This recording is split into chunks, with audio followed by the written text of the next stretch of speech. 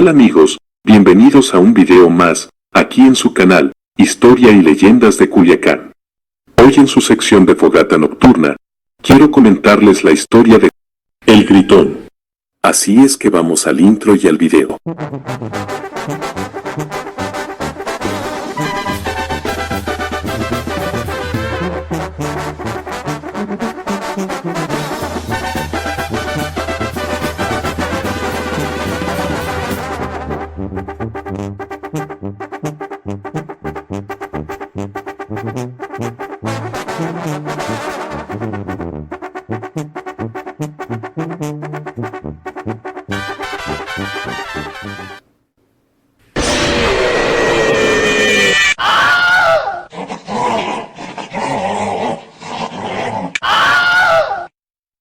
Luis se sentó en la cama sudado y con los gritos resonando todavía en su cabeza. La puerta del dormitorio se abrió y entró asustada su tía Hermila. ¿Qué te pasa, Luis? ¿Qué son esos gritos? ¿Te sientes mal? Tuve un mal sueño, tía. Perdóneme por despertarla, pero yo no grité. Me parece que los gritos venían de afuera. ¿O de adentro de mi cabeza? No sé, no entiendo nada. Te hago un té. ¿Quieres algo? Preguntó la tía, preocupada por su sobrino. Mejor trato de seguir durmiendo. Eso sí, dejo la luz prendida, por si acaso. Bueno, mañana hablamos. Contestó Hermila mientras cerraba la puerta. Cuando se quedó a solas, Luis no lograba conciliar el sueño, por lo que finalmente se levantó y fue a sentarse a un silloncito junto a la ventana para leer un rato, pero no podía apartar el pensamiento de su sueño. ¿De dónde diablos había salido? ¿Qué eran esos horribles gritos que todavía resonaban en su cerebro? Y entonces se acordó del viejo con el que se había encontrado en el río, 2 días antes, cuando había ido a pescar. Primero hablaron del clima y del pique de los pescados, después el hombre le preguntó que de dónde era, y él le contó que iba de Culiacán a pasar las vacaciones con su tía, que era su primera visita. Entonces el viejo le habló un poco del pueblo y de los vecinos, y finalmente comentó algo del pasado. Esto pasó hace muchos años. Mira, en ese cerro que se llama Tachinole, hay una cruz muy grande al mero arriba, que entonces no estaba, todo era monte nomás, y para el lado del río estaba ese farallón que se ve. Todo lo demás era monte, puro monte.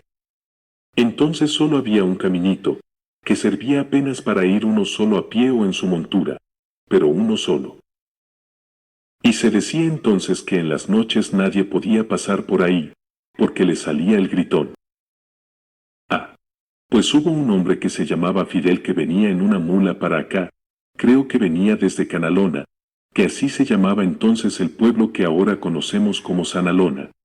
El caso es que él era de allá y acá tenía unos parientes, y venía para acá con un encargo, y total que cuando llegó al pie del cerro, ya de tardeada, mi tata que entonces estaba de aquel lado en un pequeño cobertizo que tenía para cuidar sus animalitos, y que acababa de encerrar los últimos borregos, lo vido, que pues ya el tal Fidel se disponía a subir la cuesta arriba del cerro, y entonces mi tata le echó grito diciéndole: «Hey, hey amigo, arriéndese, no se le ocurra subir ahora porque ya casi es de noche, mejor arriéndese o quédese aquí hasta que amanezca».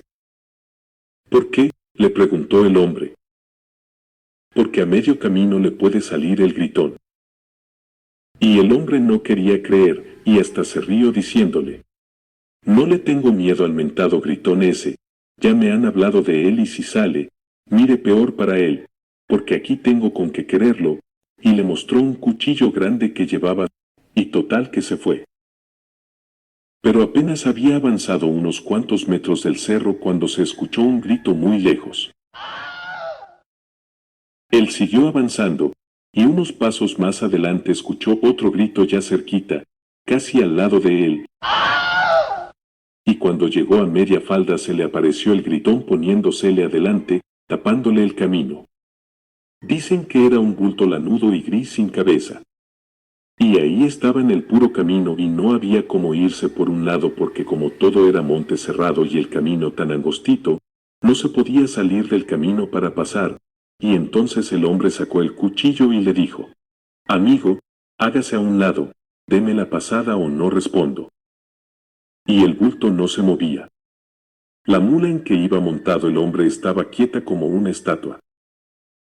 Entonces el hombre movió el cuchillo haciendo con él unas cruces en el aire para donde estaba al bulto, que desapareció dejándole el paso libre. Y Fidel, vanagloriándose de su valentía, siguió su camino, pero un poco antes de llegar a la cumbre, se le volvió a aparecer delante de él. Y entonces el hombre se abrazó al cogote de la mula y, con el cuchillo en la otra mano, haciendo cruces, se quedó así estático. El hecho es que cuando llegó al rancho, había varios hombres platicando, fumándose un cigarro después de cenar, y sintieron que en el corral andaba el animal de ese amigo. Y dijo la mujer de uno de ellos: Oigan, parece que ya llegó Fidel, se oye el ruido de la mula, como que anda buscando comida en el corral. Entonces los hombres fueron a ver al corral y sí, ahí vieron a la mula que llevaba a Fidel engarrotado como un muñeco tieso, abrazado a la mula con una mano y en la otra el cuchillo que no lo soltaba. Le hablaron y no respondió nada, nomás estaba con los ojos pelones. Pues ya lo bajaron y lo llevaron adentro, y después, cuando ya recuperó el conocimiento, solo decía asustado: ahí viene, ahí viene. El pobre Fidel tenía mucha fiebre y se enfermó por mucho tiempo. La tía Ermila golpeó la puerta del dormitorio de su sobrino y lo invitó a desayunar. Luis se despertó sobresaltado, todavía en el silloncito y con un poco de dolor de cabeza. Se vistió y fue a la cocina, en donde lo esperaba su tía ya con un par de huevos fritos, tortillas recién hechas y una taza de café con leche, y le preguntó: ¿Y qué pasó, Luis? ¿Al final pudiste seguir durmiendo? Al principio no, tía, porque me quedé enganchado recordando un encuentro que tuve el otro día con un señor de aquí, que me desveló bastante, y que ahora pienso que fue el culpable de mi mal sueño. Entonces, le contó la historia y, a medida que iba avanzando, la cara de su tía iba cambiando, de la serenidad al fastidio, por lo que Luis le preguntó: pero, tía, ¿qué le pasa? Me pasa que la gente de este lugar me tiene cansada. ¿Por qué? No entiendo nada. Es que aquí, cuando eres chico, siempre hay algún adulto que te cuenta esas historias para asustarte, y a veces hasta se disfrazan de lo que te cuentan y se te aparecen de golpe. A mí me pasó cuando era chica. Primero fue mi padre quien empezó a contarme historias. Qué bueno. El abuelo disfrazado y haciendo como un fantasma, y yo me lo perdí. Ah, no. Si me tomas el pelo, no te digo más, Repuso Ermila.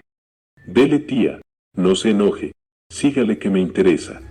Bueno, me acuerdo de que me nombraba también al tal gritón ese, que también le decía berreador. Una tarde me dijo que a veces se aparece como una vaquita chiquita con cuernos de oro o de plata, siempre de noche, y que cuando te acercas, se transforma en un hombre grande que empieza a gritar. Te agarra y te lleva bien alto, y después te tira a la orilla del río.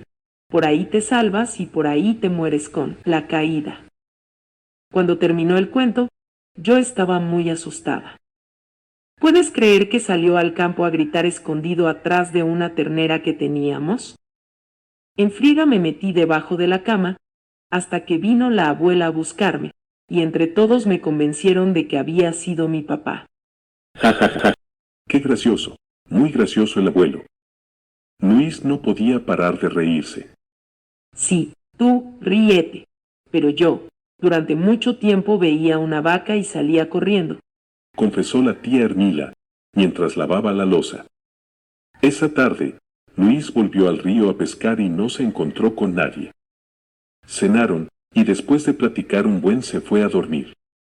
Era una noche tranquila, solo se escuchaba a lo lejos ladrar algún perro, y él...